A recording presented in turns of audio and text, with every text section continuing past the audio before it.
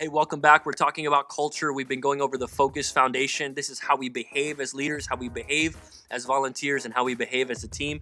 First one is we are a front row focused church, first to honor, first to serve, first to give.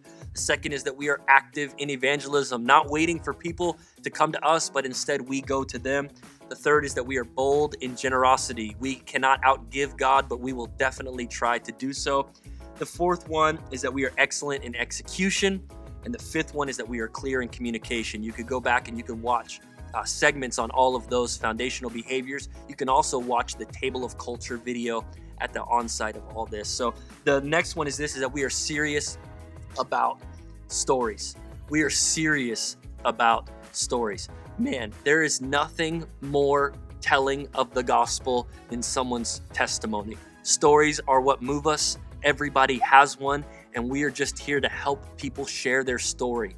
We are serious about stories. We don't just want to baptize someone to add to our number, but we want to tell the story of the lives that have been changed and why they were baptized. We don't just want to share with someone that their life was radically transformed and they began to serve in the local church, but we want to make sure we share that story with everyone, because stories are what people can identify with. Stories are what people can hang on to. They can cling on to stories. So as leaders, we need to get really good in our pre-service huddles, in our email blast, in our communication with our team, to always be mining for stories, always be curating stories, always be asking people, what has God showed you? What has God done in your life recently? Why? Because we are a storytelling church. Not only do we tell the story of Jesus, but we tell the story of people whose lives have been changed by Jesus. I get really passionate thinking about this because for far too long, the church has been too systematic or too predictable. But when you tell someone's story, it's identifiable. I can identify